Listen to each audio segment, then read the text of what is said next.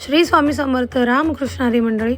आज आहे 24 जुलै आणि सकाळी उठून छान असं दिवाबत्ती करून घेतलं, म्हणजे घर एकदम भक्तिमय करून झाल्यानंतर मी आज सिरीजच्या स्कूलमध्ये आषाढी वारी निमित्ताने छान असं त्यांचं दिंडी सोहळा होता.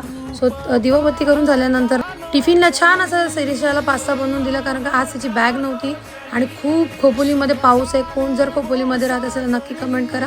तिच्या शाळेमध्ये पोचल्यानंतर असं सुंदर असं बोर्डवर केलं होतं आषाढी वारी निमित्ताने, खूप छान लिहिलं होतं आणि बघू शकता तुम्ही, मी माझ्या घरातनं कॅप्चर केलं हे सीन.